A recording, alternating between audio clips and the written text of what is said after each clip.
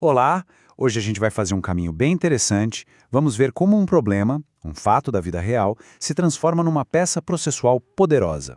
É a jornada de como a estratégia e a lei se encontram para defender um direito. Pois é, a grande questão é essa, né? Como é que a gente pega uma situação, um conflito, e traduz isso para a linguagem do direito, para dentro de um processo? É exatamente esse passo a passo que a gente vai desvendar agora. E para entender isso, nada melhor que um caso prático, daqueles que costumam aparecer em exames da OAB e no dia a dia da advocacia. É aqui que a nossa análise começa de verdade. Então vamos lá. Imagina o seguinte cenário. Tem uma empresa respondendo a uma ação trabalhista e o processo chega na fase da perícia. Só que aí, no meio do caminho, o juiz toma umas decisões que, olha, complicam bastante a defesa da empresa. E agora? E o problema está todo aqui, nesses 3 pontos. Primeiro, o juiz proíbe a empresa de fazer perguntas ao perito. Segundo, impede que a empresa leve seu próprio assistente técnico e, para fechar, determina que a empresa pague os honorários do perito adiantado. Cada uma dessas decisões é o que a gente chama de ato coator, um ato que precisa ser combatido. Ok, problema na mesa. E agora? Agora a gente vai para a nossa caixa de ferramentas jurídicas. A solução para isso está lá, na CLT e em outras leis. A gente só precisa encontrar a ferramenta certa. E é aqui que vem o pulo do gato processual. Essa decisão do juiz não é uma sentença final, ela aconteceu no meio do jogo. Isso quer dizer que não dá para usar um recurso comum como recurso ordinário. Precisa ser algo mais específico. E aí, qual seria a jogada certa?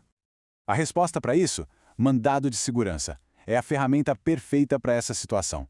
Pensa nele como um remédio constitucional superpoderoso, usado para proteger um direito líquido e certo. Ou seja, um direito que é óbvio, que está na cara, contra um ato ilegal de uma autoridade, que no nosso caso é o juiz. Mas por que esse direito é tão claro, tão líquido e certo? Porque a lei não deixa dúvida. O artigo 790-B da CLT diz com todas as letras: é proibido antecipar honorários de perito. Simples assim, a ordem do juiz vai diretamente contra o que a lei manda. Pronto, tá aí a lógica perfeita.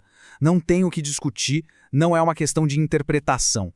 O ato do juiz é ilegal porque bate de frente com o texto da lei. Esse é o argumento central, o coração da nossa peça. Beleza, já entendemos o problema e a solução na teoria. Mas e na prática? Como é que a gente pega tudo isso e transforma num documento, num mandado de segurança bem feito?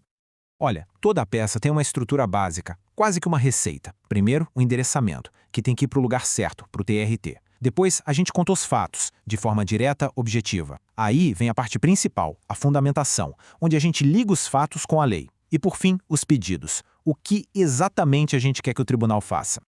É aqui que a mágica acontece. A gente conecta o problema com a lei. De um lado, o ato do juiz proibiu a participação na perícia. A solução, isso viola a ampla defesa que está na Constituição. Do outro lado, a ordem de pagar adiantado. A solução, violação direta da CLT. É essa amarração que dá toda a força para o nosso argumento. Tá. E no final das contas, o que a empresa pede para o tribunal? Primeiro, e o mais urgente, uma liminar para parar a decisão do juiz imediatamente. Depois, que o juiz e a outra parte sejam avisados. Lá no final, o que se quer é a anulação completa daquela decisão ilegal. E, claro, o pedido de honorários, que é um direito. Certo, a peça foi enviada, mas a gente sabe que no direito nem sempre o caminho é uma linha reta, né? E se lá na frente outro recurso importante for barrado? O que fazer? É aí que entra outra ferramenta importantíssima, o agravo de instrumento. Pensa nele como uma chave mestra.